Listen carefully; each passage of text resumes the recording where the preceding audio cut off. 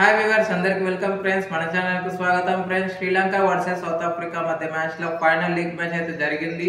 So ఈ match లో south Africa 76 runs తేడాతో భారీ మార్జిన్ తో గెలవడం అయితే జరిగింది. ఇప్పటివరకు జరిగిన 6 మ్యాచెస్ లో ఇదే ద బెస్ట్ మార్జిన్ విన్ అని చెప్పుకోవచ్చు.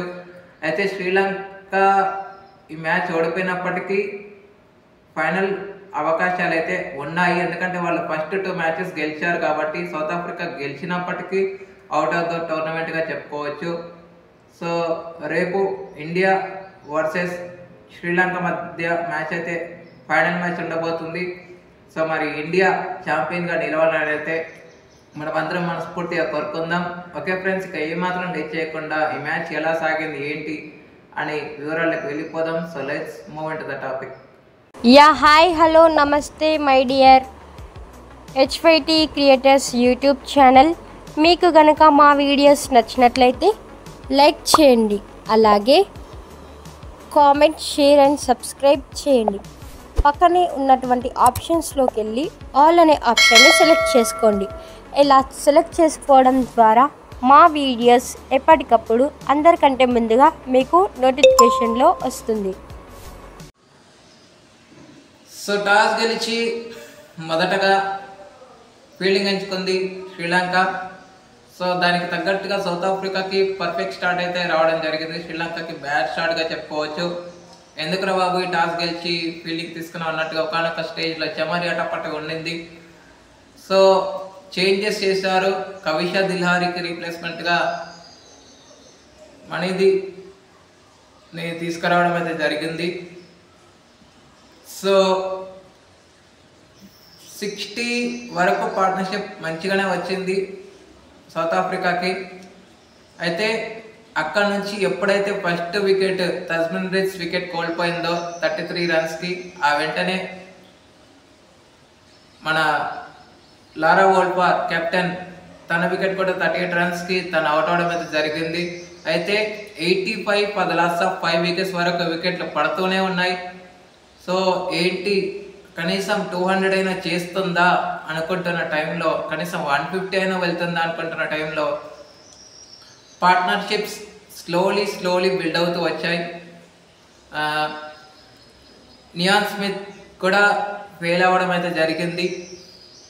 సో సునీల్ 18 రన్స్ చేసి తను అవుట్ అయిన తర్వాత ఈ పార్ట్నర్షిప్కి బలం తెచ్చింది, ఈ మ్యాచ్కి ఊపు తెచ్చింది అంటే అది అనెరీ డిక్సన్ అండ్ క్లోరీ ట్రయన్ ఇద్దరు కలిసి 113 రన్స్ పార్ట్నర్షిప్ తెచ్చారు.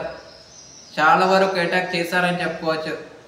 అయితే మంచి హాఫ్ సెంచరీ చేసింది క్లోరీ ట్రయన్. 74 రన్స్ చేసి తను అవుట్ అయిన తర్వాత పార్ట్నర్షిప్కి బ్రేక్ పడింది.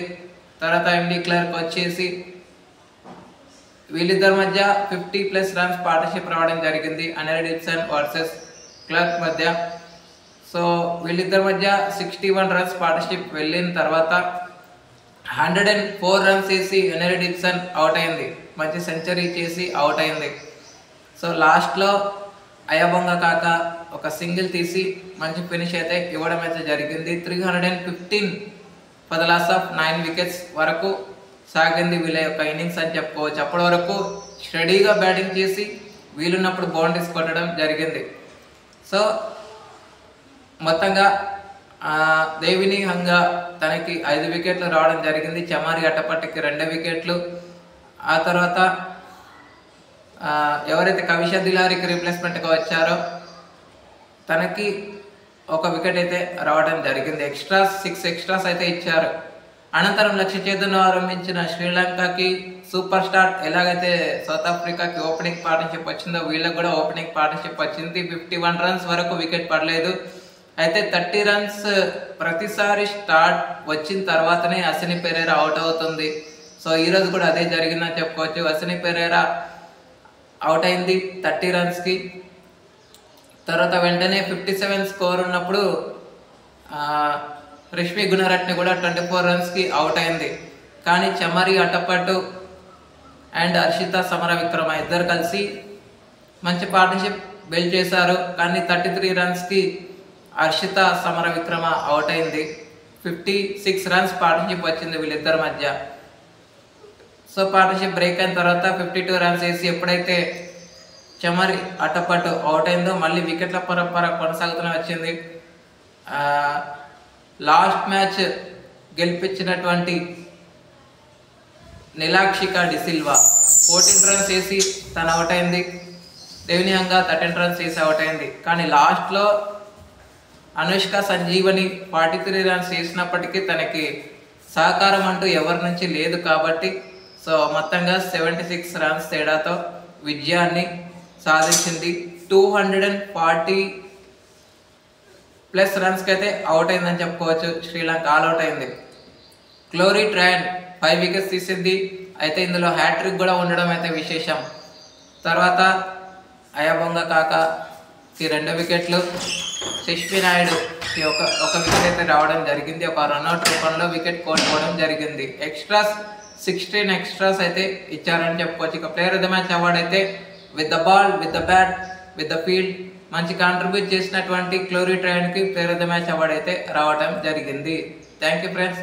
ఇలాంటి అప్డేట్స్ కోసం ఛానల్ని సబ్స్క్రైబ్, షేర్, లైక్, కమెంట్ చేయండి. మరొక అప్డేట్తో మేము ఉంటాను ఫ్రెండ్స్. అంతవరకు సెలవు, నమస్కారం.